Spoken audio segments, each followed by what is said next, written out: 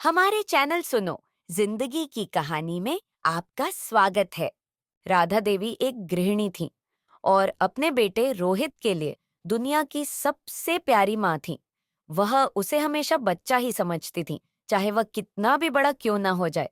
राधा देवी का मानना था कि उनका बेटा हमेशा उनका बच्चा ही रहेगा और उन्होंने उसे हमेशा इस नजरिए से देखा। रोहित की शादी हो चुकी थी और उसकी पत्नी पूजा अब उनके घर में नई बहू बनकर आई थी। पूजा एक समझदार, मेहनती और संस्कारी लड़की थी, लेकिन राधा देवी के सामने वह हमेशा एक कामवाली के रूप में ही नजर आती थी। राधा देवी पूजा को हमेशा घर के कामों में व्यस्त रखते और उसे बहुत कम मान सम्मान देती। उनके लिए पूजा का काम केवल घर की सफाई और रोटियां पकाना था।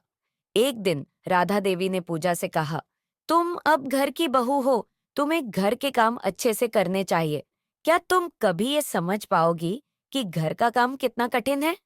पूजा मन ही मन दुखी होती, लेकिन उसने कभी अपनी बात नहीं रखी। वह हमेशा चुपचाप काम करती और अपने पति रोहित से कोई शिकायत नहीं करती। रोहित को कभी यह महसूस नहीं हुआ कि उसकी माँ उसके साथ कुछ गलत कर रही है। उसे अपनी माँ का प्यार और देखभाल बहुत प्यारी लगती थी और वह पूजा से ज्यादा अपनी माँ का ध्यान रखता था। एक दिन पूजा का मन बहुत खराब हुआ।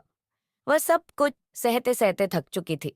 उसने रोहित से कहा, तुम माँ से कहिए कि मुझे भी अपना स्थान मिले, मुझे भी सम्मान चाहिए। मैं तुम्हारी पत्नी हूँ और घर की जिम्मेदारियां सिर्फ मेरी नहीं है। रोहित ने अपनी पत्नी की बात समझी और अपनी माँ के पास गया। उसने धीरे से कहा, माँ, पूजा भी हमारी परिवार का अहम हिस्सा है। उसे काम करने का उतना ही अधिकार है जितना आपको है। उसे भी थोड़ी राहत मिलनी चाहिए। राधा देवी को पहले तो गुस्सा आया, लेकिन फिर उन्होंने सोचा। रोहित के शब्दों ने उन्हें झकझोर दिया। वह समझ पाई कि पूजा को भी सम्मान मिलना चाहिए। राधा देवी ने पूजा से माफी मांगी और दोनों के बीच एक नई शुरुआत हुई। इस कहानी से हमें यह सीखने को मिलता है कि हर व्यक्ति को अपना स्थान और सम्मान मिलना चाहिए। सास को यह समझना चाहिए कि बहू कोई काम वाली नहीं होती, बल्कि वह घर का अहम हिस्सा होती है। और बहू को भी यह समझना चाहिए कि सास की स्थिति भी खास होती है। रिश्तों में प्यार, समझदारी और सम्मान बहुत जरूरी है।